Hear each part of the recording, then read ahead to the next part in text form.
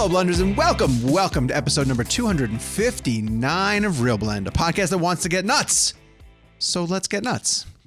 That's a Flash reference because I got to see it. As you can tell, I'm in Las Vegas, and that means I'm reporting from CinemaCon 2023, which I think we do this like once a year. I kind of report from a weird hotel room, and this is the time. So I will have reactions to a ton of footage that I've been able to see in the desert. The boys have a lot of questions about the panels that we've seen so far in Vegas. And later on in the show, we have director Nida Manzoor, who is joining us for her film Polite Society, which is easily one of the best movies I've seen this year. I'm going to gush about it later on. I'm going to definitely need time to let you guys know how special it is and the fact that you guys should see it. But I'm really excited that we have her as a guest on the show. Let's get to it. Let me introduce the boys. Starting with Jake Hamilton, because he's wearing ReelBlend gear today. He is from Fox 32 in Chicago and a co-host of the ReelBlend podcast. And also, if you're in Chicago, he's featured in the current issue of Chicago Magazine. Hi, Jakey. How are you doing? Where, most importantly, ReelBlend gets a shout out, because you know I do no press without name dropping the podcast that I host, apparently, as it is phrased in the article. Also worth noting, if you're watching YouTube, when Jake is hiding from the government, he wears a ReelBlend jacket, which he's doing today. I thought you were going to mention the cap and glasses. Well, that's what we were joking. If you're watching YouTube, yeah, he's hiding from Tony Stark. Yeah, we said that this is my superhero in a Marvel movie hiding from the government look, where they always put on the baseball, like the nondescript baseball cap, the glasses, and just kind of like tuck it down like that, and then usually like talking to like finger in their ear and like talking to a mysterious microphone device. This is how Jake walks to work every morning. Yeah. Yeah, that's true. He does walk a mile. But Kevin, if he ever had to move, he'd have to add extra steps. Someone read the article. Walk. Someone did zoom in. I will say, like throughout the article, I did keep thinking, like, really, that's the quote. That's the quote you choose. There was a soft quote for them to use for your profile. I guess they want to hammer local as best they can, right? He's local, kids. That's why you should tune in. And when you're in Washington, D.C., you should tune into Fox 5, where you can see my boy Kevin McCarthy every day. And then, of course, here on the ReelBlend podcast, where it matters more. Hi, Kev. How are you? Hi, Sean, Jake, Gabe. I just got to point out one thing for a quick second. Sean is at CinemaCon, which we're going to dive into shortly. But Sean is also today, the day we're recording this, going to be breathing the same air as Christopher Nolan later this evening. And I just want to know, Sean, there's a moment before you breathe air that Christopher Nolan is also breathing, and a moment you breathe air after Christopher Nolan's air is breathing. How are you feeling bleeding How in? small is this theater that you're going to be in? How are you feeling? You've met Nolan in person before, haven't you? Spoken to him multiple times. I've met him in person. It doesn't matter. But Sean, haven't you? No, not in person. No, the first time we interviewed him was for the ReelBlend thing. So this is going to be the first time you're going to be in the same room as Christopher Nolan. How are you preparing yourself today? I'm scared. To tell you the truth, Kevin, I'm terrified. You should be. I'm going to wear my big boy pants and get ready for some Oppenheimer teases. But I do want to say, and we're going to dive into CinemaCon, but I do want to mention that there is a special award that Christopher Nolan and Emma Thomas, his incredible producing partner and wife, are receiving because of the state of cinema. And that's a big thing at CinemaCon. It's like a special award that's being created like for them. I think it's like proponent of. It's called the Christopher Nolan and Emma Thomas Award. Or something like that. They were perfect for it. It is now. It's going to be called that now. So if you're watching us on YouTube, hello. Thank you very much for joining us. Hit subscribe, turn on your notifications. Drop us some comments as well, too. Let us know where you're let us know where you're chiming in from. That's what I want to hear. I hear like West Coast notification crew, and some people chime in from around the world. We go down and read those all the time. So let us know. We're at youtube.com/ReelBlend podcast. Of course, available all the different places where you get your audio needs met. And if you want to get some extra ReelBlend in your ears and eyes, I suppose, as well as an ad-free version of the show, sign up for ReelBlend Premium. You can check the description for information on where to sign up for that. It gets you additional show every Monday, where we usually play some type of fun game and dive into mailbag every once in a while, which is fun to do. And so, if you dig this show and you want to get a little bit more behind the scenes, get into the ReelBlend Premium subscription. Earlier this week, we did an interview with director George Tillman Jr. He directed the new biopic for George Foreman, so that's available on all of our channels.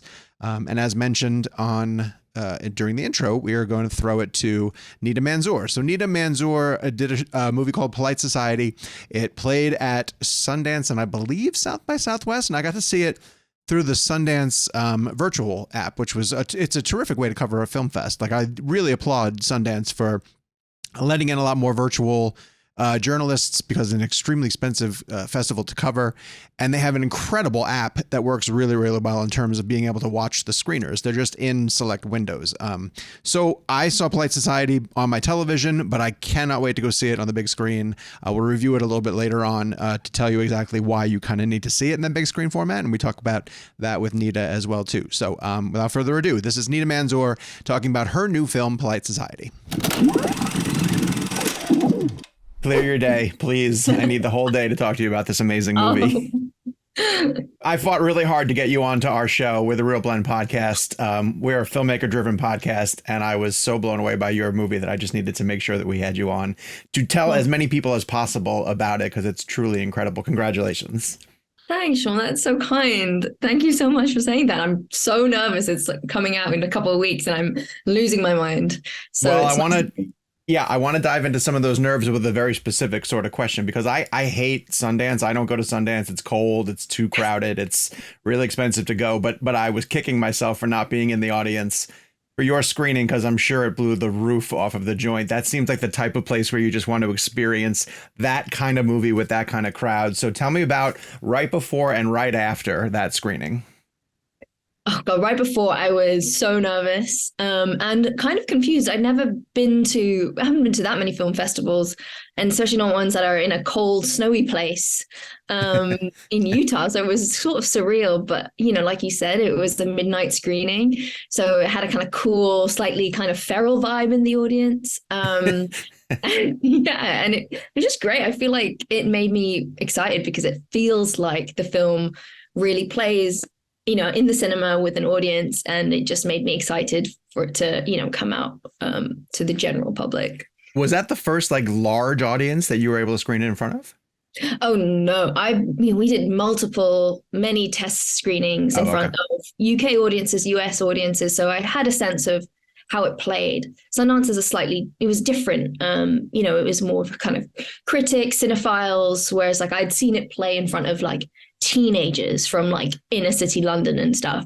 So yeah. I'd seen it up in front of a few audiences before. Well, you mentioned cinephiles, and honestly, one of the things I love most about this film is that it has this sort of pure, unfiltered movie geek, in its DNA. You talk at length about how filmmakers like Edgar Wright and Jordan Peele sort of walked so that this movie could run, essentially. And I see a lot of references to things like Scott Pilgrim and, Kill Bill and things like that. What were the movies that you just wore out, as a kid? What were the most influential ones to you?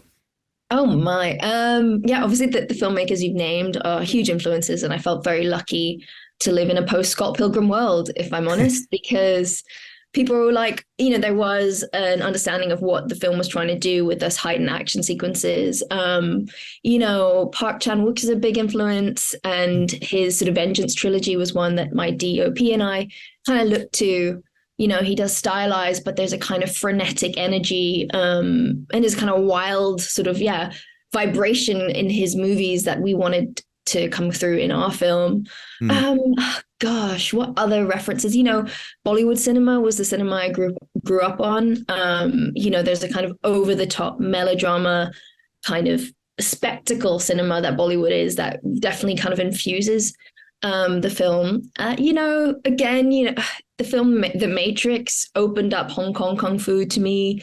Sure, yeah. And, that sort of sits side by side with Bollywood and Hong Kong Kung Fu films. There's a spectacle. It's almost like a dance quality to the action. I want to double feature your movie with Rumble in the Bronx. I feel like for some reason those two go really well together. That would be so cool.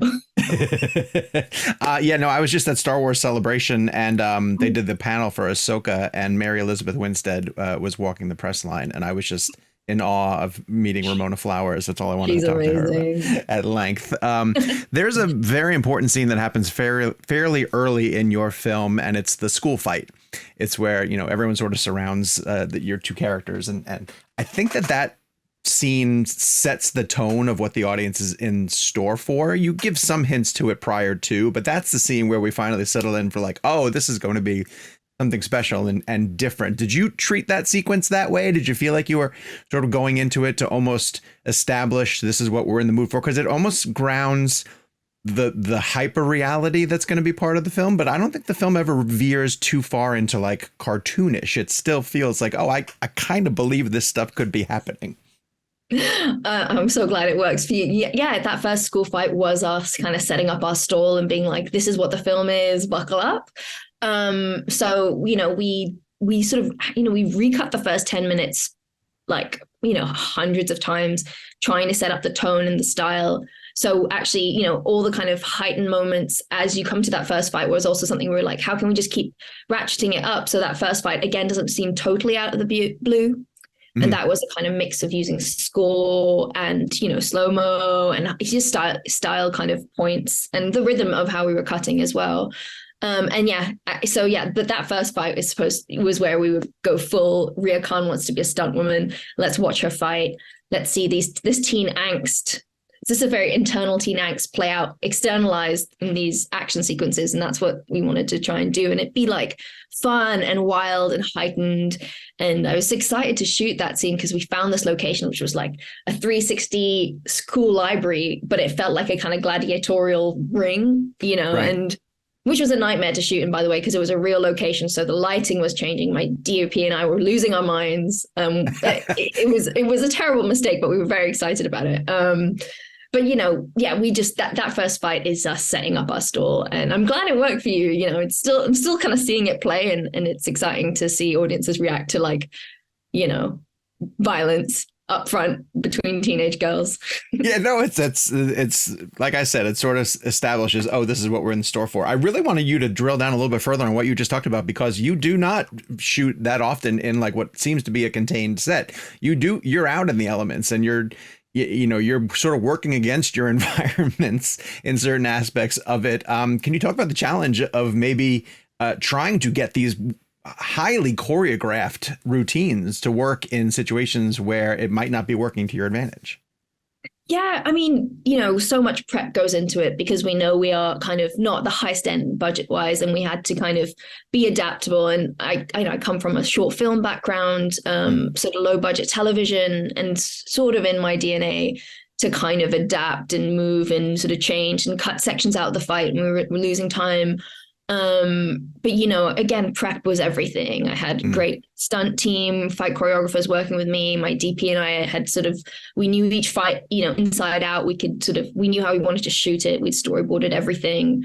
Then we could be like, what shots can we lose? What shots do we definitely need? It became, you know, it was quite, it was quite kind of edge of a seat filmmaking. We were like, okay, we need these shots. But, you know, at the same time, I love directing action. I realize, I think, because you can't go that fast because, you know, you've got to be safe. You've got to be like very considered.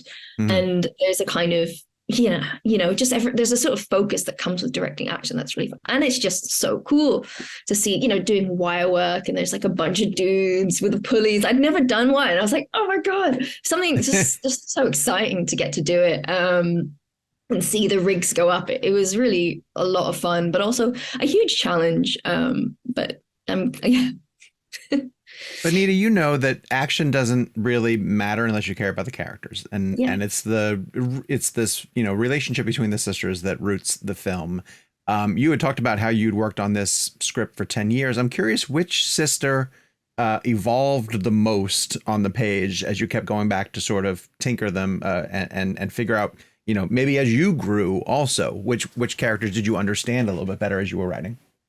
Yeah, no, that's a really interesting question. Because, I wrote the script about, you know, over 10 years ago, the first draft. And I was definitely closer to like Rhea in age and mindset, you know. But because it took me 10 years to get the film made, I then became much closer to Lena in age. And so it meant that I could sort of sit in both of these characters' points of view. I was lucky because I got to learn and develop my sort of skills as a writer, making my show We Are Lady Parts, which helped me find the tone I wanted to work in. Because I realized those early drafts were just like, it was wild, but possibly in not a good way. I got to figure out how to harness, all my sort of wild ideas and try and make it not upsetting to an audience and enjoyable. And that's something I got to really learn. And in terms of the sisters, I always say my older sister's my muse. She's like 1 year older than me, and she's like such a punk and so cool, and has been my best friend and my worst enemy through my life, that I was like, I need to honor her and make a film about our sort of relationship in some way. Did you let her in on the creative process all the way through? No, absolutely not. She saw it at the cast and crew for the first time. I wanted her to be there for the sister fight, because I was just like, there's something really cathartic about it. And I was like, oh, if we were there, it'd be amazing. But she couldn't make it in the end, but we got to watch it together, and she was just like crying as their sisters were beating each other up, because that's just real. That's what I was going to say. I need to know, like, I often like to ask people, like, whose review means the most to you. I'm going to assume your sister's review meant the most to you. Yeah. My sister and my brother are probably the people that I always look to for, like, did you find it funny? And for just general, like, vibes. Yeah, my siblings.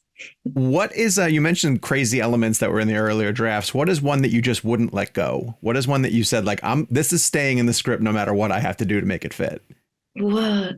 Well, the fights were something that people are like, do we need them? And I'm like, I'm making it. What do you mean? I'm making an act. I'm just like, no, just do like a sister thing. And I was like, stop. Right. No. This isn't Jane Austen. I know. I was doing a Jane Austen. Like, no, it's more than that. It's a Jane Austen, Jackie Chan vibe. And that's why I wrote so much dialogue in those fight scenes. I'm like, if I write important dialogue in the fight, they can't make me cut it. But then, like, when you're mixing a fight and you've got like low, quiet chat and then big bombastic action, mixing it might, the sound design work that went into it was just like really tough. But yeah, I had to protect the fights. And then what else did I have to protect? The friends, the kind of, sometimes it'd be like, oh, do we need them? Are they kind of surplus? And I'm like, no, we need to see her crew. I love, I love friendships, and they sort of bring so much joy to the film. So I protected the two pals as well.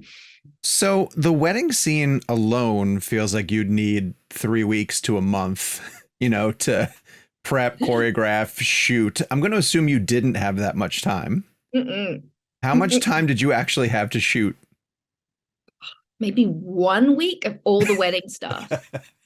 That's insanity. It's insanity. I look back on it. I mean, we were shells of human beings by the end. That was the last thing we shot, was the wedding set piece, and we were all like sort of shaking with like just adrenaline and caffeine and like hope, prayers and stuff. That was wild. But then you have a crew and a cast that are so on your side and up for it and like go again and just working really hard. I was just properly lucky. Everybody like really was willing the film to succeed. And you have an actor like Priya Kansara who plays Rhea, who's just a joy and a light and just radiates gratitude and, humility. She just makes all of us want to like turn up and do our best work. So I was very lucky with the people I was working with. I have heard you mention a couple of times that you compare to her to the next Tom Cruise. And I want people to understand that that's not an exaggeration. Like, she legitimately is about to take off into the stratosphere. Right. I'm telling you, I'm like, we have a movie star on our hands, people. I just, she just wants to get on the wire. She did like a big wire backflip in the last 5 minutes of shooting, being like, come on, guys, teamwork makes the dream work. When we're all like afraid, she's just like, harness me up, I'm good to go. She's just like, she's just incredible. I just think she's like an all-round amazing talent, works hard and is just insanely skillful. So I felt very lucky to get to work with her and now get to witness her like become the next Tom Cruise or anything she wants to. Well, not even just get to work with her, but to find her, like you can write that character and you write some incredible stuff for this character to do. But then to find somebody who can actually personalize it is really, truly remarkable. Thanks. I was thanking her like every day because I've lived with this character for, as I said, over 10 years, and she's annoying and she's in my head. and then to have an actor take her and honor the character, and to feel like a burden, you know, just a release to have this actor who just worked so hard and who just brought so much of herself to it. I just felt like I had a movie, and up to that point when I couldn't find my Rhea, I was like, I don't have a film, and now I have one that's going to be better than I could have imagined, because she has so much to give. Nida, there's an element of the film that I didn't pick up on when I watched the trailers, and it made it almost seem like it was going to be in a sort of Bollywood atmosphere where everything's a little bit sort of hyper stylized, but it's very, very grounded in the London neighborhood. Can you talk about shooting those scenes and especially capturing the family elements? That again, I guess I just didn't research enough going into the film. I wasn't even sure that it was set in contemporary time. So when it played, I was like, oh, wow, this is really fantastic. I love that these girls are that relatable in that sense. Oh, no, I'm glad that resonated. You know, it was exciting to me to get to show the kind of London I grew up in, like Shepherd's Bush Market, the streets, and also just, you know, that kind of, you sort of see the trailer, you see all this Bollywood kind of this South Asian costuming, but actually, you know, you see Lena mostly in a hoodie in the film. And it's just two sides of, you know, my own personal culture of being both British and South Asian, and kind of trying to honor and celebrate both sides. So it was really exciting to get to kind of mix it all up and bring all the things I love to it. And yeah, you know, like you said, the family stuff, the stuff at home.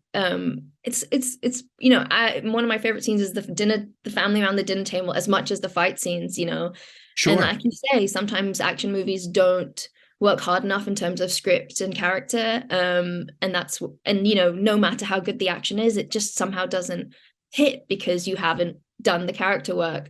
So it was really important to me to make sure that family dynamic, those sisters, were really believable, and you root for them. In a way, it reminds me a lot of Everything Everywhere All at Once, the Daniels film that just came through. I'm not sure. Maybe you haven't had a chance to see it. You've been heavy on the promotional tour. No, I saw it when I was in the edit, which was really, really tough for me, because I'm like, this is so good. I was like, had professional jealousy, or I was inspired. I was still cutting my film, so I was just like, you know, I was like, Michelle Yeoh's in the back of a poster on Rhea's bedroom wall. So I was like, this is so cool. Yeah. And it made me believe that maybe my film could find an audience in the cinema too. I'm like, shit. No, I felt very lucky to be making a film at the same time as they are. That was cool. Oh, your film is going to find that audience to the point where I'm fairly certain one of the next calls you're going to be getting is from, say, like a Marvel or some such thing. I don't want to pigeonhole you. You know, do you want to keep going in this direction? Do you want to try something completely different as you go forward? What are you interested in? You know, I'm trying to keep my options open. I felt so lucky getting to tell an original story and not have to draw from IP. The writing aspect is one of my favorite parts of filmmaking. I am sad when the sort of creation of an idea is sort of taken away, but I don't know. I definitely want to keep working in a sort of action space and a genre space. But, you know, there's some comedy horrors I got that I'm sort of interested in developing, as well as sort of some historical action, sort of ancient Iraq. I don't know how my tone will work in that place, but that's exciting to me. But, you know, I had such fun directing sort of the action elements and the genre, and like trying to find ways of telling women-centric stories in genres we don't usually get to see, you know, people of color, again, in genres that don't include them, you know, such as action and comedy even. So those are the kind of things that are exciting to me. But keeping my options open. I'll take any calls. I'll take a call. Have you been able to, or has someone like Edgar Wright seen the film and been in touch? Well, man, I've been basically texting, be like, oh, there's a screening, there's this screening, there's this screening. And he's busy AF, and he's got a lot on. And he's been incredibly supportive. You and I've, you know, we've spoken a few times. He gave me a lot of advice when I was cutting the film, and in terms of tone, especially, and how you know, how to sell it with the audience. So he's been so kind and supportive and generous with his time, and I hope he gets, you know, I hope he sees the film. I would be incredibly nervous about it, but yeah, he's basically like, I'm sorry, next time. Yeah. See it. Yeah. Well, what I think is remarkable is that, you know, for the people who you say blazed the trail for you, you're going to be that for another generation coming up behind you. And so I just want to, you know, end on this. If you have the opportunity to speak to we have a lot of, potential filmmakers who listen to our podcast. Oh. And you have a script that you worked on for 10 years. And I know it can be really difficult, where you get so many no's, but you believe in a project. What advice could you share to the people who want to make the next Polite Society? Oh man, only like just the sort of, I know what it's like to get those no's. Everyone in the industry passed on this film. And I was actually really, part of me was upset. My peers were getting to make their first debut features, and I felt a bit like left out. You kind of internalize that something is wrong with what you're trying to do. This kind of story can't be told with these characters, and you start to believe that there's something wrong with you, and it's just a kind of wanting anyone who's trying to get into the industry to really stick to your guns and follow your joy, because that is ultimately the best when you'll create the best work. And I was actually, now think about those 10 years that passed, we're really fortunate. I got to improve as a filmmaker. I got to improve the script, and I got to work at a budget level I wouldn't have been able to work at had I had the green light 10 years ago. So, it's all kind of been for the best, I feel. Yeah, could you imagine what Polite Society might have looked like had you made it 10 years ago? Cool, but just bizarre, and it had been like mad niche and mad, just like I don't know. I kind of want to see that cut. I think that's pretty interesting. Well, the hardest part from the minute that South by ended was knowing that Sundance ended was knowing how long we have to wait to see the film. So I'm really, really happy that it's finally coming, and that audiences will get a chance to check it out. And thank you so much for coming on the show, Nida. We're gonna, promote this movie to the hill to make sure everybody who listens to us goes to see it, because it is a truly unique theatrical going experience. And it was a pleasure to talk to you. Thank you for everything. Oh, thank you so much, Sean. It was my pleasure. Thank you so much. Thank you so much to Nida Manzoor for stopping by. I love Polite Society. It is unlike anything you've ever seen. As you can hear, she references how her influences range from anything from Edgar Wright and Quentin Tarantino to Bollywood cinema, and all of that stuff gets poured into her original voice, which is terrific. So, okay, so we mentioned the fact that I'm at CinemaCon. I want to touch on a couple of different things that I've seen, and then of course I want you guys to ask me any questions about things that you might have heard about and want some additional details. So CinemaCon, for people who have no idea, is specifically geared towards exhibitors who gather here in the desert and hear from each of the different studios of what major movies are going to be coming to their theaters later. It's a way for them to get excited about, like, hey, all of these studios are coming and bringing, all of these titles to your theaters later, and that's what's hopefully going to help pack your theaters throughout the summertime. It's a huge celebration of the movie-going experience, and that's why I always say to Kev, Kev, you should make it out here, because every speech that is given by every executive is just like, we are behind you, you guys, we're behind your model. This is where we believe movies need to be shown. And for the past 2 or 3 years, it was really interesting because Warner Brothers wasn't well received because they had put a couple of different movies day and date to HBO Max. And then, streaming has always been a fear of how are we going to handle this moving forward. This feels like the first year post-COVID where every studio is just coming full bore with like a ton of movies to show. We got to see things from Barbie. We saw The Flash in full, and then Sony brought a ton of footage as well too. So I'm going to start there with the Across the Spider-Verse footage, which they showed. They got to show us 13 minutes of that film finished. It looks incredible. I mean, it's going to be like even better than the first. I'm really excited to see what they had. They really drilled into a lot of the emotional components that were evident between first Miles and Gwen Stacy, who's voiced by Haley Steinfeld, and then also Miles and his mom as well too. She's sort of seeing how he's growing up into becoming a man while still sort of figuring out how to be Spider-Man. It wasn't as action heavy, the footage that they showed. I know there's going to be a lot of stuff with like Miguel O'Hara and there's a Jessica Drew character who's a Spider-Woman who's voiced by Issa Rae. But the animation just looks incredible. So Kemp Powers is one of the co-directors on it. He just did Soul most recently for for Disney, and then he's transitioning over to take over the Spider-Verse franchise. And we know that this is going to be leading into a Beyond the Spider-Verse, so this is almost like part 2 of a trilogy. And based on everything I saw, I was incredibly impressed. What's up, Kev? Well, I know like Phil and Chris, obviously Phil Lord and Chris Miller, who are working on these films as well, were very adamant about when the first one came out how unique the animation was, because there was something so specific about the way it looked. It had something that I had never seen before. It looked like it was right out of a comic book strip, but in a very almost 3-dimensional way, even if it wasn't in 3D. I don't even remember if they released it in 3D or not. I saw it in 2D, but it was incredible. How was there any advances made to the animation that you saw in this that looked different or upgraded from that? Because that was already so revolutionary, I thought. I'm just curious if they've revolutionized it again. One thing that they did, so it does look similar in style, maybe a little bit more polished, but one thing that they really do is put you in the point of view of the different characters. There's a scene where Miles and Gwen meet for the first time. It kind of catches up where the last movie ended, where a portal opens and she kind of drops into his world again. And the two of them go out swinging in the city, and it puts you in their viewpoint in ways that I wasn't prepared for. Like if they're swinging alongside of a bus, you're almost swinging alongside the bus with them. Or Gwen will say something like, hey, thread the needle between those trucks.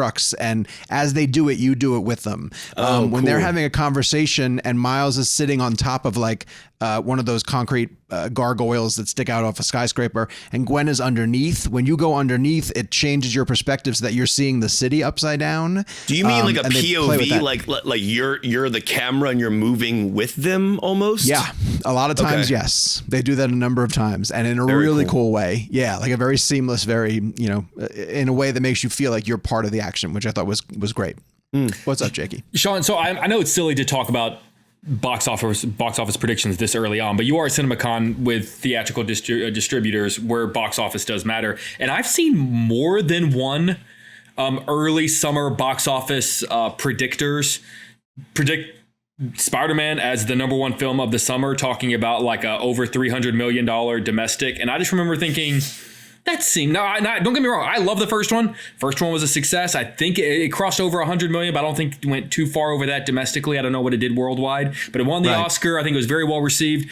But it seems a little hyperbolic to say number one film of the summer. So I'm just sort of curious, like, is there a vibe or a talk of box office at CinemaCon? Do people talk about like what is going to do well, what's not going to do well? And when it comes to Spider-Man, like I've seen more than one person predict it being the number one of the summer, which just doesn't sit right with me. It doesn't seem right. And to Jake's point about the box office, the first Spider-Verse did 190 million domestic, 194 million international, 384 worldwide.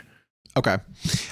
To answer your first question, they talk about box office all the time. Okay. If they're introducing a film or a franchise, they're quick to point out like, this movie brought X amount of dollars to the box office and we fully anticipated, it's going to live up to the hype. That's why during the DC panel, they emphasized twice. Let me ask you guys, do you know the highest grossing DC movie of all time? Aquaman? I think yes. Yeah, that made $1 billion. I think, isn't the second one BVS? It could be, but I just couldn't believe that Aquaman was first. Aquaman made $1 billion. Honestly, because I remember that holiday season, it was Aquaman versus Mary Poppins, and everyone was ready for Mary Poppins to be like this big, huge, massive hit, even Warner Brothers, and then ended up being Aquaman. Aquaman was the movie of the holiday season that year. So to answer your question, I don't expect Spider-Verse to be the number one movie of the summer. It's possible that people who really loved the first one turn out in droves to go see this one. Yep. Maybe because the first one came out at the end of the year. So maybe being a summer movie really helps where kids and families can really go. But I wouldn't put it against, I wouldn't be surprised if Indy, ends up becoming a huge nostalgia hit the way that Top Gun was. I think Guardians is going to be really good. Like, I think it's going to be the Marvel movie that reminds people that, James Gunn and this franchise is special. So I could see that doing really well. No, I would be surprised if Spider-Man was number one, but I hope it does really well, and another one's coming, whether you like it or not. So, I mean, the first one had a $35 million domestic opening, and that does surprise me if that was considered to be the one that would make the number one, because I would argue The Flash could cross $1 billion. You're talking Guardians, and we don't know what that's going to do. Indy. Right. I mean, there are so many. Which one? Barbie. Barbie. Oh, yeah. Barbie, Oppenheimer. Footage. Yeah. Oh my God, dude. I will say, of all of those, Spider-Man is the one that feels like there's not a single demographic or person that would be opposed to seeing it, as opposed to Barbie or Oppenheimer or The Flash. All have things about them that are like, well, maybe people are tapped out of that part of DC, or maybe they're not as interested as we think we are. Barbie definitely has mass appeal, but maybe there's enough people there that aren't into the maybe bubbly, colorful idea of Barbie. Opposite for Oppenheimer. Like, to me, Spider-Man does have the benefit of being a sequel to a beloved movie, and every single person that saw it seemed to love it. And I assume the number has only grown since that original box office. So I could see that happening. Yeah, this is a case where that movie found a lot of audience at home too.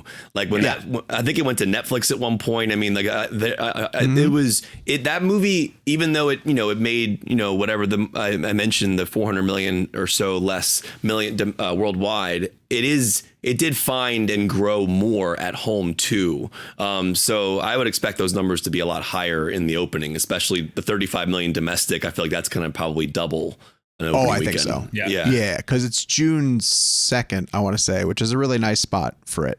Schools will just start getting out, and I think there's anticipation for it. But right, but and you got 2 weeks, right? So basically, Guardians hits May 5th. If that hits June 2nd, and then Fast, and then June 2nd for Spider-Verse, and then June 16th for The Flash, right? Little Mermaid is somewhere in May, right? End of May. Oh yeah, Memorial Day.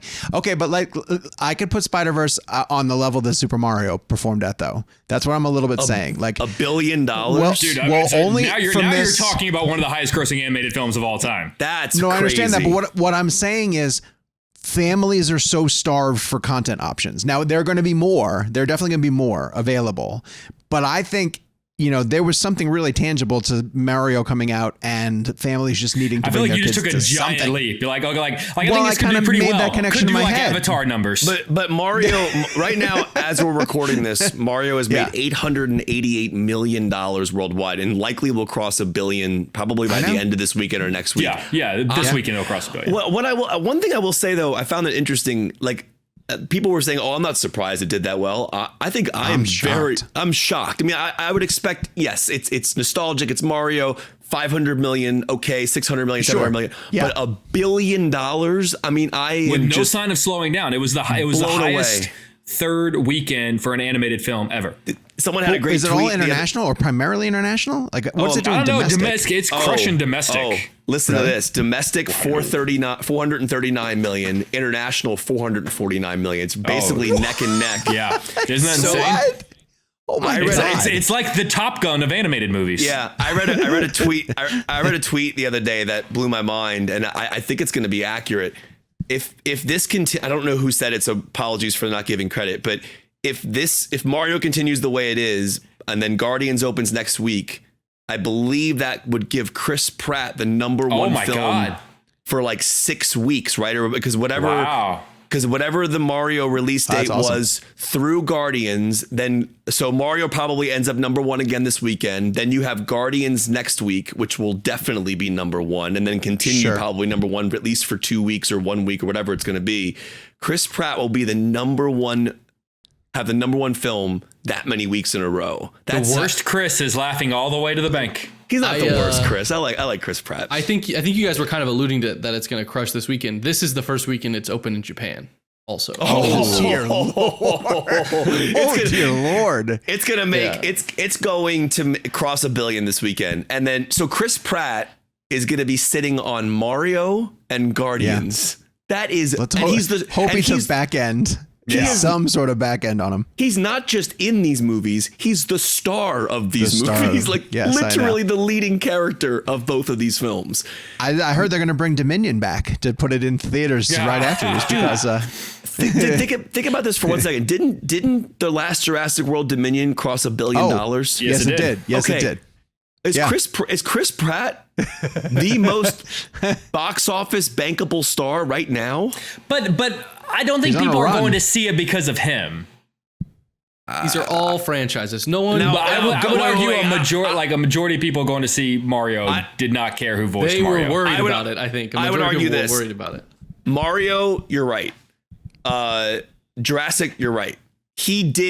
Guardians did well and became what it is because him and James Gunn, but people Chris like is a him. big part. Yeah, but that's also much more of an ensemble thing. And at this point, I think it's the quality of the films and their sort of place within the MCU. They're upper tier MCU, but and at a point where the rest of the MCU, I'm not taking it away from fault them. this dude for having $3 billion movies. Well, I'm lumping the other ones in this $1 billion already.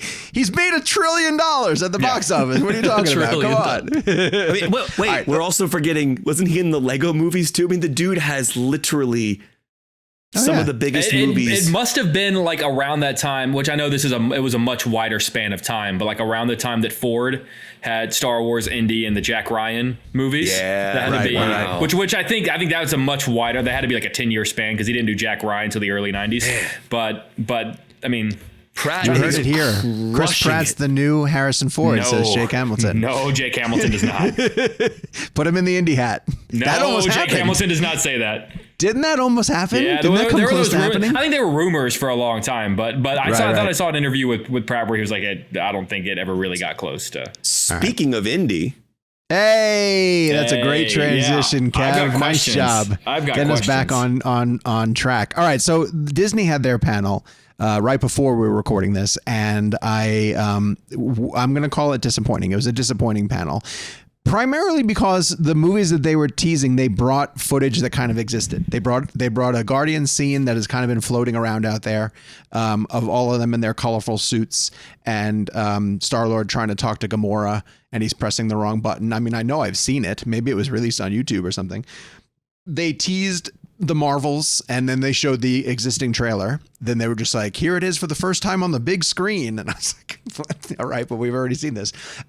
They do show, we saw 20 minutes of Pixar's Elemental, which looks really cute. Yeah. If you don't mind, real quick, I'd like to ask about that because sure, it's giving me like Inside Out vibes just based on the idea of it. And I my favorite Pixar film of all time is WALL-E, but Inside Out is like kind of like right there. Does it feel like that? Because I remember seeing Inside Out and just it blowing my mind. This just kind of, and I love Soul. Soul was one of my favorite movies of that year. So what is this? Is this in that same ballpark? I do see the comparisons to Inside Out. I see what you're saying. It essentially takes place in a city called Elemental City, where the different residents are either fire residents, air residents, water residents, and it's how they kind of interact. And then you start to settle into, it's very much an immigrant story. It's like you watch these families who are coming over into Elemental City. They're figuring out how they're going to establish their lives, and that we're following a fire couple who eventually have a fire baby, and then they open up a store called The Fireplace, and in there you can buy all fire type products. And then the little girl keeps asking, like, when can I take over the shop? When can I take over the shop? But the part that's unusual that I'm waiting to see where it goes, and I'm sure it's going to end up being something really interesting. And in a way, this is almost like Soul. When Soul got into the really dark elements of how depression sets in, their daughter has a very short temper, and what stops her from kind of taking over the store is anytime the customers overwhelm her with their questions, she explodes. And like you see her build up, and then she explodes. And like everything in the store will kind of catch on fire, and the father will step in and sort of say, all right, well, you're not quite ready to take over the store. So that's essentially what we watched, and it was only the first 20 minutes. So I know it's going to go somewhere, but yes, from that aspect, I think you can tell that it's a little bit like Inside Out, or even like Soul. I think I saw your tweet or someone else's tweet, like Pixar has obviously like the animation game, but going back to the first Toy Story, they revolutionized animation in the way we watch movies nowadays. And obviously over the years, the animation has gotten better and better and better. But then you eventually are going to hit a plateau where Pixar movies look like Pixar movies continue going forward. Sure. Did this have any type of advancement of animation style than other Pixar films? Yeah, it doesn't look like any of the ones that are existing Pixar films, and it's definitely taking a great advantage of the way that the elements do or do not interact. Soul looked incredible. I remember Soul blowing my mind. It's not quite that good. I don't think it's quite that good because I think Soul was on another level. You know, I think that was just a special. That was my number one film the year it came out. Masterpiece. But you'll see like the Fire family is on a subway and they're next to a Water family, and like the one Water kid like sneezes and all of his water goes over onto the head of the Fire thing, and like half of her face is gone, so they quickly have to like reach into their bag and eat wood so that their fire will go back up higher. This is great. And that stuff moves really quick, you know, and you're just like, oh, that's really clever how they do that. So that's what reminds me of Inside Out. It's like instead of the emotions, it's the elements, and like it kind of, but it's so smart how Pixar can play with that. Anyways, but real quick, you said, did you see anything from Indy? Yeah. Okay. So the Indy footage that they showed was the same footage that they showed at Star Wars Celebration, which I think we talked about briefly on this, on the show when I got back from that, which is a chase sequence that's featured very heavily in the trailers, in Tangiers, where Indy and the character that Phoebe Waller-Bridge is playing, it's his goddaughter essentially, are both escaping it from people who are chasing after them, and then also trying to get the Dial of Destiny back from Mads Mikkelsen. So now I've had the ability to see this twice, and each time the footage, it's you can tell that they did a lot to heavily shoot it practically. You know, it's cars racing around, it's stunt people jumping from one to the next. But then in the midst of that chase sequence, they cut to characters having dialogue. And when they do that, it's green screen. Yeah. And the green screen, and you can do that, and you can do it seamlessly. You can tell. Right? But in this instance, and if this is finished, and then this is what it's going to be like, in this instance, it doesn't look good. Like whenever they cut to the green screen, it takes me completely out of what happens, because then they'll quickly transition over into the chase again, and it looks really good, like dusty, and you know, and the action is happening, and then they cut back into the cab of the thing, and you know, Indy and Phoebe Waller-Bridge are having an argument, you know, or at one point they're like driving side by side, and he's like, "Is this what your dad would want you to be doing?" And like it's a situation where you know, like they'd never be able to hear each other. I'm trying not to nitpick it, but it's because like when it happens, I'm always just like, oh, that doesn't feel right. So did you guys see Steven Spielberg's review of the movie? Yeah, I saw that. I'm going to read his quote. I'm going to read this quote. It's just one quote. It's Descendants. So this is from Discussing Film from Variety. This is Spielberg. Quote, "When the lights came up, I just turned to the group and said, 'Damn, I thought I was the only one who knew how to make one of these.'" Oh, okay. All right. So Spielberg apparently gives Mangold his blessing with that quote. So we'll see. And again, I've seen this footage twice. I can only really judge, you know, what I've seen. Jake, I didn't pay attention to the reactions that happened, but you saw a few. What were people's takeaways? A lot of subdued reactions based on just based on that clip alone, particularly because they, like you said, they showed that clip in London. But what I thought was interesting is that I feel like people are now starting to reverse engineer CinemaCon based on what has worked for studios in previous years. A lot of people pointing to Paramount knew what they had with Top Gun Maverick and just put it out there for you guys to get the ball rolling on how good it was. Warner Brothers showing The Flash. And so a lot of people are looking to like, well, if they really truly thought they had something special with Indy, would they have just showed it to the crowd? No, because granted, they are showing it at Cannes. It is premiering at Cannes. But that's not to say like that. Like they screen movies before premieres all the time. Like there still will be the Flash premiere, even though it played Cannes, at. It might I think Cannes has exclusive. Yeah, it's probably exclusive. You know, but I guess the some of the reactions I've seen are like, maybe, you know, just they showed the same clip that they showed in London. Like there doesn't really seem to be, you know, like just as much buzz for that. Yeah, they definitely could have brought a different. And what's funny too is there's an intro from Harrison Ford, and it's the exact intro except this time he goes, "Hello, CinemaCon," and then it's the same one. You look at a Post-it on his hand. Yes, the other time it was, "Hello, Star Wars Celebration." So because there's a joke in the middle of it too, where he's like, this adventure's taken us through all these different things where we've, faced Nazis and supernatural elements and snakes. And then he turns to the camera and goes, why did it have to be snakes? And it's the exact same thing that happened in this footage. So now's not the time for it, but I did recently rewatch Temple of Doom, and I've got thoughts. So because I'm doing an Indy rewatch. That should be a whole show. That should be a whole show. I want to hear your. Okay, I got to get to Dune. Kev, what were you going to say? No, I was going to say I was going to continue my job as transition person today in terms of like the segments. And I was like, let's get to Warner Brothers, because Warner Brothers, you saw Barbie footage, Dune footage. So I'm saying we're Dune talking about Indiana Jones? You saw The Flash. Hey. All right. I will quickly rifle through these. Barbie looks hilarious. Like hilarious. I've seen a couple different sequences now where just verbally it looks incredibly funny. I think it's I think it's going to be, I think the criticism about, or the comments about the script being one of the smartest things people have ever seen, based on the 3 like extended sequences I've seen, it looks like it's going to be truly remarkable. I don't want to give too much of it away. I want you guys to be able to experience it. But you guys know how in the trailer they emphasized her feet, like the way that her feet stay, that they are, the way that they are for the doll.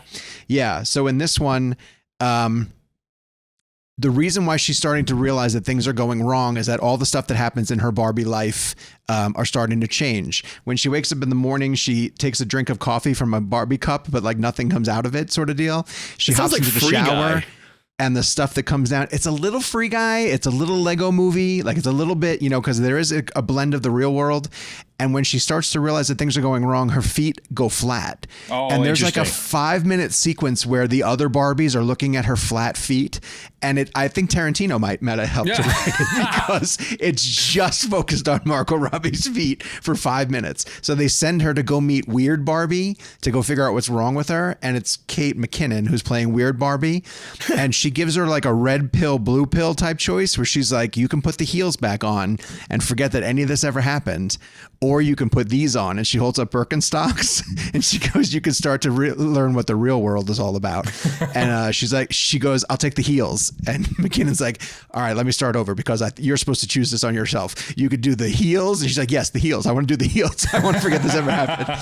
So, and it just goes from there, and it starts to, discuss like how she's starting to recognize what's going on in her life. It looks incredibly funny. I think it's going to play really, really well. I want to switch to Dune really fast. Sean, real quick. So for our audience who's listening to this, you're in a big theater when this is happening, and the casts are coming out. So like before that footage was shown. So you had Margot Robbie, Ryan Gosling, and Ryan was wearing a Greta Gerwig shirt. Yeah, that's so cool. Yeah. And he had a pink bomber jacket that they went all in on pink. And then Greta Gerwig was there as well, too, to sort of set up the footage. And then for Dune, it was Timothée Chalamet and Zendaya and Denis. And Kev, I know that you like to say we're not ready for Nolan stuff. We're truly not ready for Dune. So when you tweeted out about the IMAX, because one of the things that Sean tweeted out is that 100% of the film is shot in IMAX format, the full IMAX format. So Greg Fraser, I was lucky enough to go see Dune in like one of like 20 theaters in the country or something like that was showing it in the full IMAX. So I got the 40% or so whatever IMAX footage there was. So I've experienced it, and if the entire film is going to be that gigantic, you guys are truly not ready, because what I saw, at least for Dune Part 1 with the IMAX, which never made it to the Blu-ray or the at-home experience, it's going to blow your mind. And I can't imagine what this new one looks like. Doesn't he ride a worm in the footage you saw? So a sandworm? Denis said the first movie is an appetizer for what you're about to get. Yes, so it's I don't know how the story goes. I didn't read Dune. I'm not familiar with where it goes. Gabe is very familiar. Gabe is very familiar. And from what they sell it, Gabe, it's a vengeance plot. It's the fall of the House Atreides, and it's Paul having to rise up into a leadership position and reclaim his kingdom. Is that the story? In a nutshell? Yeah. I mean, I'm so I don't know where this goes either. I don't know. Yeah, if I don't want to say know. too much, but that is. Okay. I mean, that's kind The of where Florence Pugh character is big. that is where Dune leaves us. The Dune Part 1 is that he is now with the Fremen. The spoilers for Dune. If you haven't seen Dune, I don't know why you're here. But This is only the beginning. But yes, and it's about responding to the fall of the House of Atreides. Okay. I'll say that because it's not as simple as he's gonna pick himself back up and go fight. Did you see Butler or Walken? Yeah, I wanted to bring up Austin Butler because I don't know who he's playing, but he is like, I want to say he had a shaved head and is He's like bald, head to toe white. Yeah, he's playing the part that Sting played in the Lynch film. Did you see But when Brolin at all in the footage? Saw Brolin, briefly.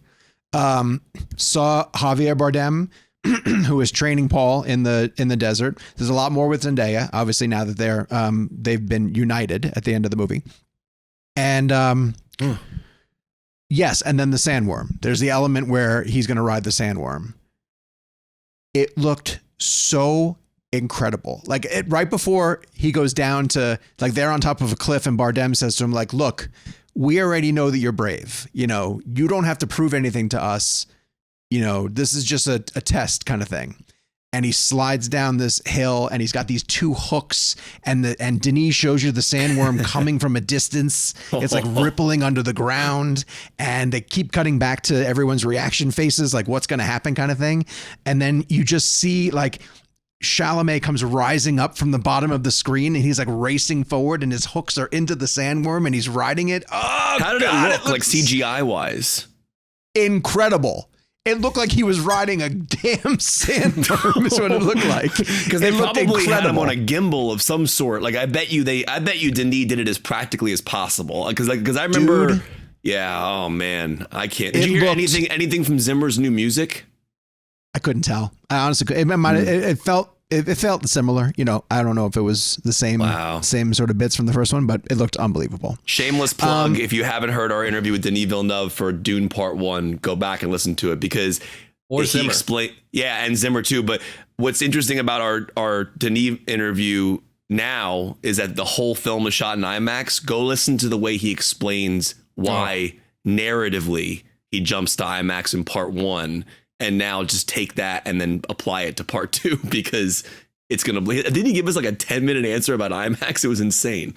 He's insane. We'll go back through and dig those, and they're truly great to listen to. All right, let's get to The Flash. So The Flash I can't really review. I can give you a reaction, and I guess I can kind of answer your guys' questions. I'll try my best to answer questions without giving away too much detail. It's really great. It's really, really great. It lives up to the hype of what people have been saying. I wouldn't say it's the greatest superhero movie of all time, but it's incredibly entertaining. It's way more entertaining than I thought it was going to be.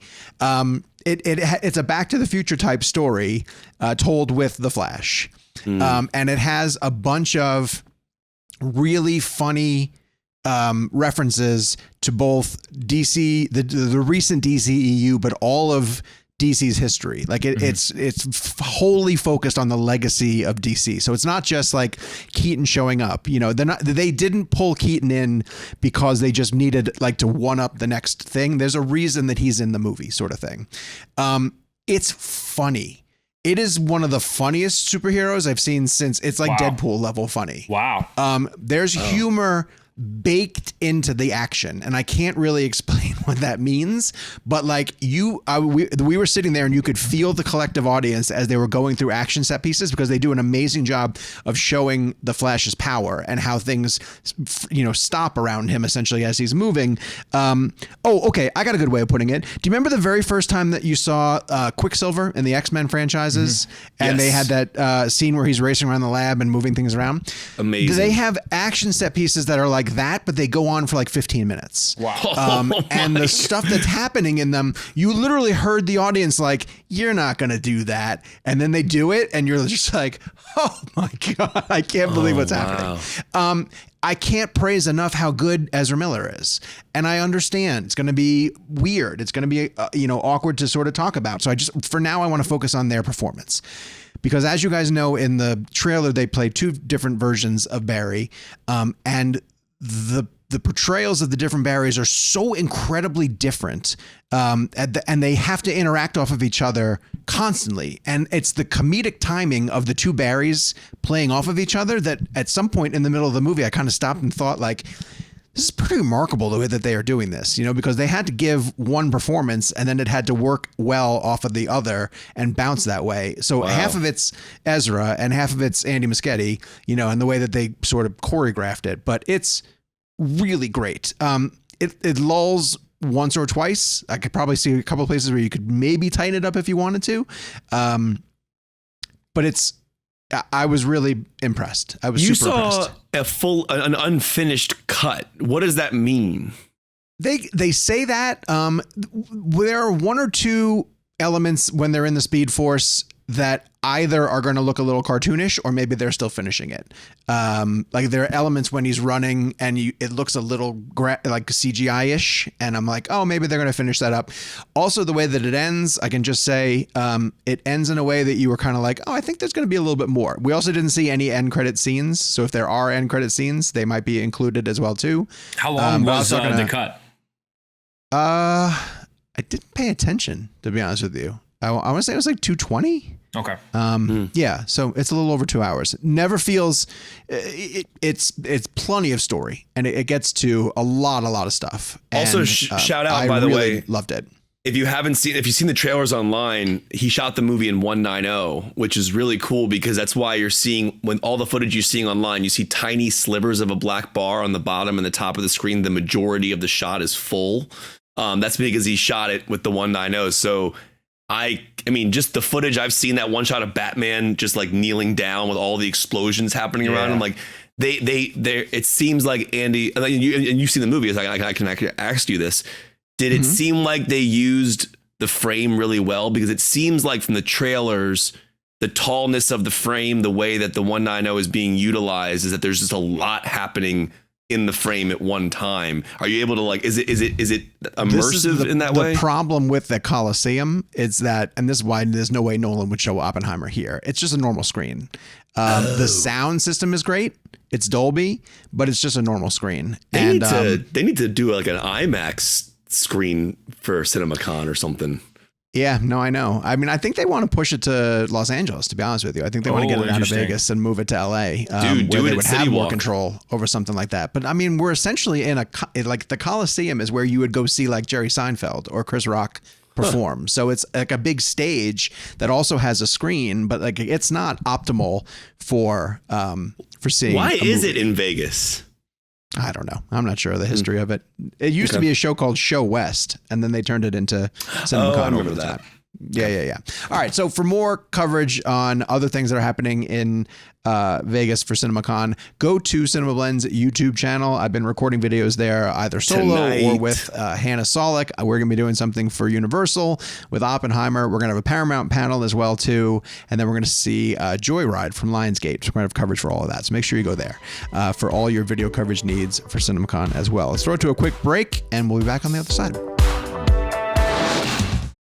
Okay, we're back. This week in movies, there's a film called Sisu that the three of us have not seen, but it's high on our radars. We definitely want to check it out. Trailers make it look really interesting. We are gonna hope maybe we'll come back around if we manage to get to it and weigh in. But for the moment, right now, we haven't seen it yet. Nor have we seen Are You There, God? It's Me, Margaret. I'm truly disappointed in that because it was filmed in Charlotte, and I was asking the reps to set up a screening for us, and it didn't happen.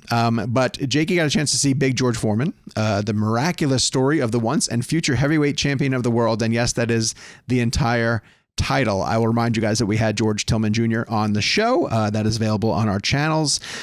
Jake, what did you think of Big George Foreman? Kind of like the title. It's pretty clunky. Look, like George Foreman did live a really fascinating life from his days in Houston to becoming the heavyweight champion of the world, and then kind of really going downhill after the Rumble in the Jungle, his loss to Ali, and then sort of rising back up again and getting back into shape in his 40s and becoming the heavyweight champion of the world again, and then obviously his grill empire but this is one of those unfortunate biopics where it really does just feel like they took his Wikipedia page and dedicated 8 pages of script to each paragraph. It kind of like I felt like I didn't really I learned a lot of facts that I could have read off of the internet, but I didn't feel any sort of true source of who he was. I feel like a good biopic you should walk away feeling like you learned more about who this person was that you couldn't read out of some book, that you couldn't research on the internet. And I didn't feel that. It felt very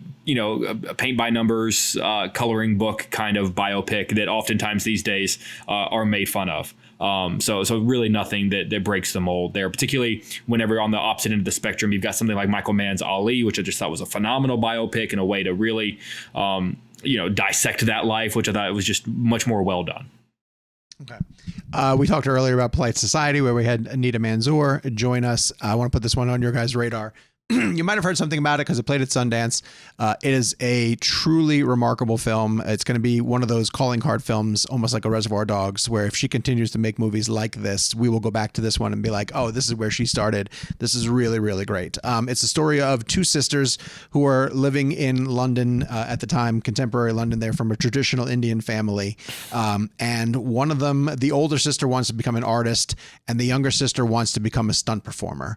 And she is constantly emailing this famous stunt performer to try to get tips on how to do it. So when the movie shifts into her mind, she does exaggerated Wachowski style fighting. Cool. And she pictures herself in an action cinematography type world, and she's super into her older sister becoming an artist. But when the older sister meets a man, it's not quite an arranged marriage, but it's almost like the families wanted to get these two to get together, and then they end up hitting it off.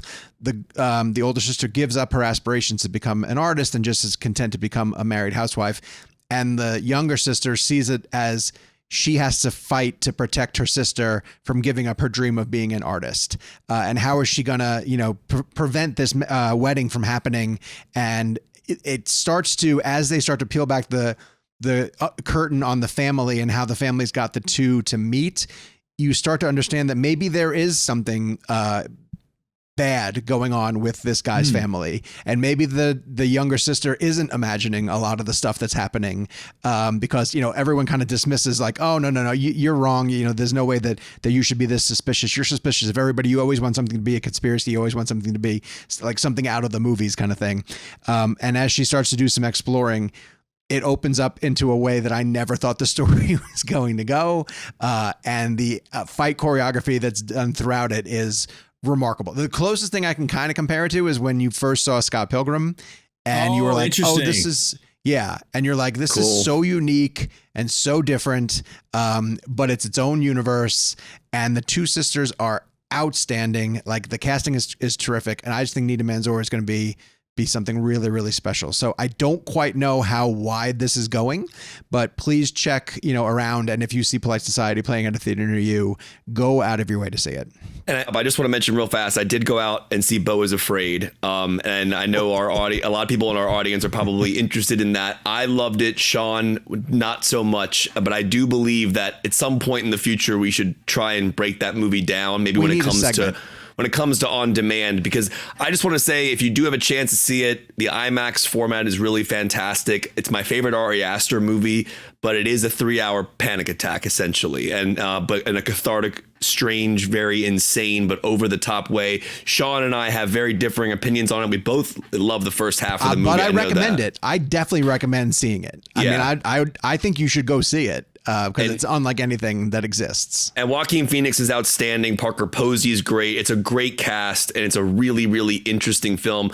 I will say it's a very tough watch. It's definitely not comfortable to watch. Challenging. But for me, I thought it was really well done and very interesting and unique. I had no idea where it was going. But I think at some point in the future, when it comes to digital or on demand, Jake, maybe we'll see it too, and we can kind of dive into it, because I do want to discuss it, because I think Ari Aster is, and we've had him on for Midsommar. He's great, but highly recommend. I recommend it. Sean says he recommends it too, so I do recommend it. It's worth seeing. I liked it. I appreciate it. I don't love it. I appreciate it. Yeah, it's out there. It's really out there.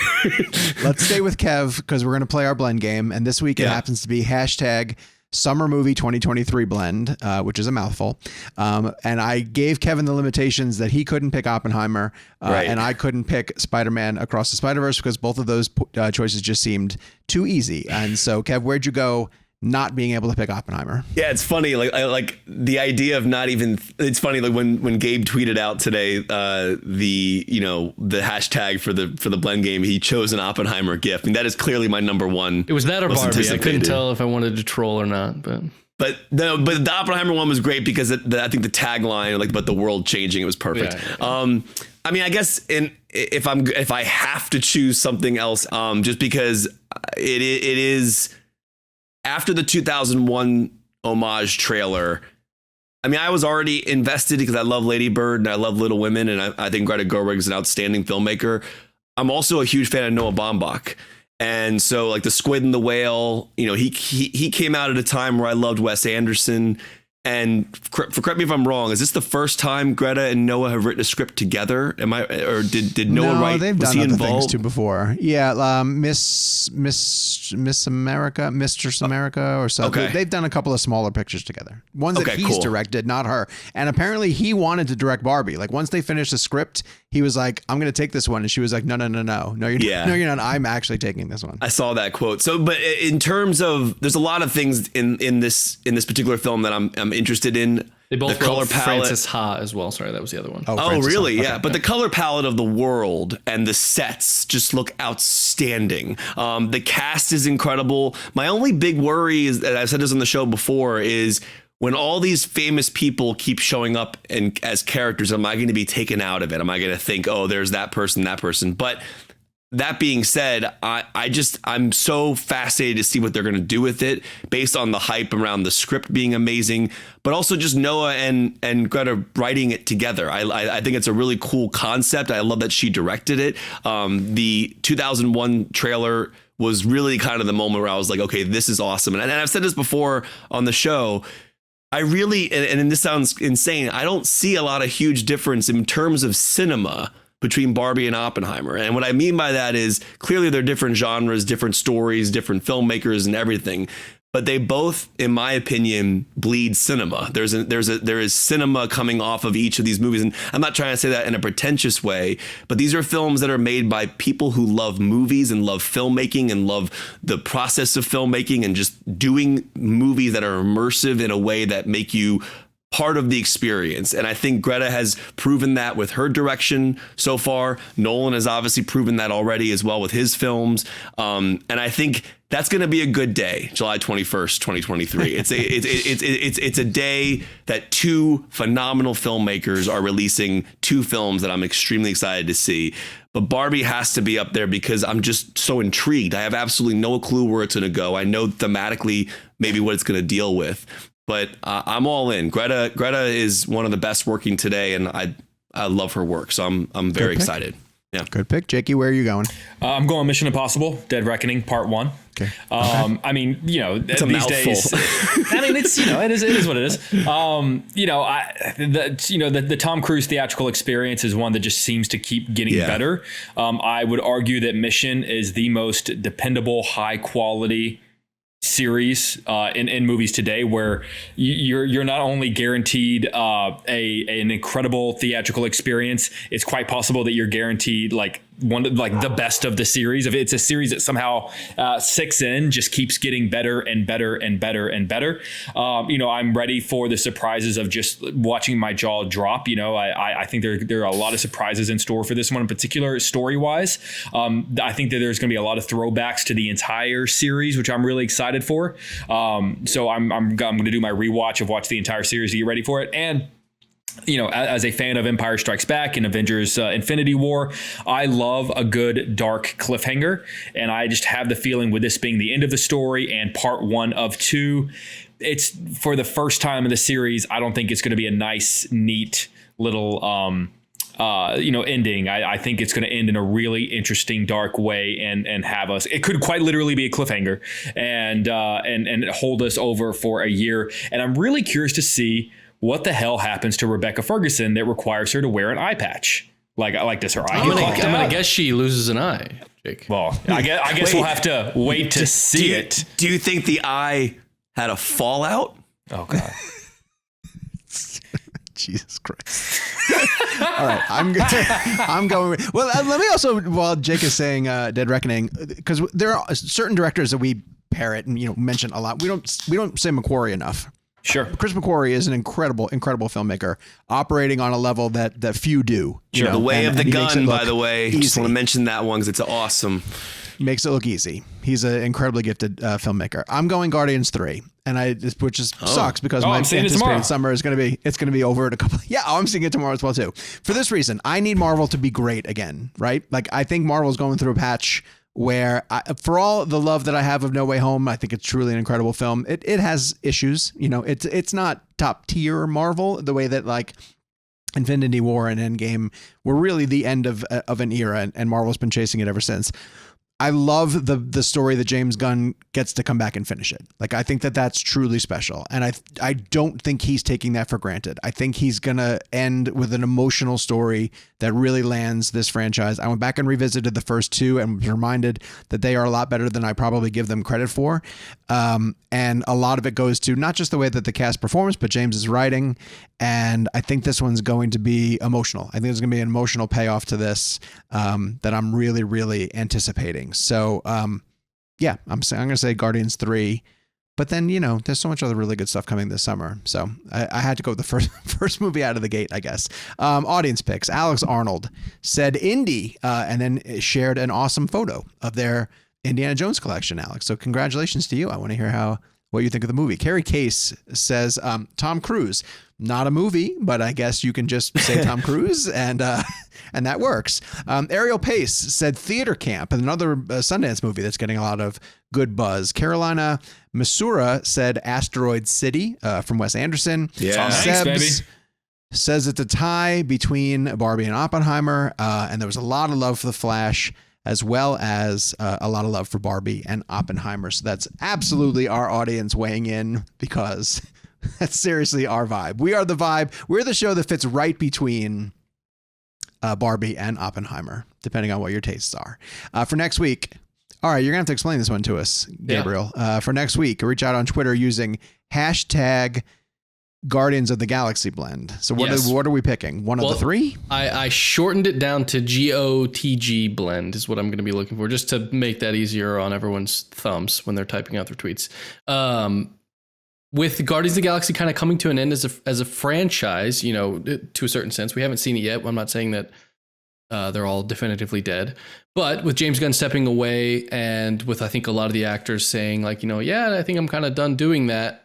This feels like it's going to be a goodbye, and this feels like a good time for us to pick our favorite character from the from the Guardians of the Galaxy franchise. So there's like the core 5 that you can pick from, but I open it up to any of the characters introduced, because I think James Gunn, interesting, even if a character's on for half of a scene or less, they make an impression. So anybody introduced to us in a Guardians film, who's your favorite? Kraglин's a great one. Who? That's my favorite. That might be my favorite line in all of the Guardians. That's your films. answer. Make that your answer, please. Jaimin Hansu goes, who? Do you know his character's name? No. I don't Jaimin remember. Hansu. No. What is Jaimin Hansu's character's name? I'm not sure. They reference it because I did hear it in the first movie, but I kind of want to. I hope they bring that back. That'd be so funny if they just like somehow brought back. Or the full circle is that he finally knows his name. Yeah. He goes, "Oh, you're Star-Lord." That's actually brilliant. Wait, is Jaimin Hansu's character still in the MCU? I'm trying to remember what happens to his character. Oh no, he dies in the first one. I'm pretty sure his character ends up having Wonder Woman's body. No, that's Shazam. You're talking about Shazam. Yeah. You're talking about Shazam. Jaimin Hansu, another guy with a lot of good franchises under his belt. Oh. Dude, Jaimin I wonder if he'll be in the Gladiator sequel. Kevin, how did you not pick Fast X? Well, I mean, listen, Fast X, I'm very excited about it. My hesitation on Fast X is Justin Lin leaving. So I'm all in. The trailer looks great. I'm very excited to see it. Obviously a major Fast and Furious fan. I just am a little concerned about why Justin Lin left, because Justin Lin, in my opinion, has made the best ones. I mean, Fast 5 is I've got a good idea. Amazing. Yeah, listen, and you could argue allegedly there was probably some arguments on set. I don't know, whatever, but we'll get into that later on. But I just got that. Sorry. I understand what you're saying. But yeah. So Justin Lin is kind of, but he was great for Fast 9. If you haven't listened to our Justin Lin interview for Fast 9, he was awesome. Go to check that out. Kev is really good about archiving our interviews and replugging them. People go back and listen to them. They do. Absolutely. Yeah. All right. Our next bonus episode is going to be a summer movie hype preview. So again, check the description below for more information on how you can sign up to listen to that. Follow us in the meantime online. I'm going to have plenty more stuff from Vegas at Sean_O'Connell, but the boys are going to be weighing in on their different things going on at Jake's Takes and at Kevin McCarthy TV. Gabe tweets every once in a while from at Gabe Kovac, and the show, of course, several months is at ReelBlend. We'll be back next week. Talk to you guys very, very soon.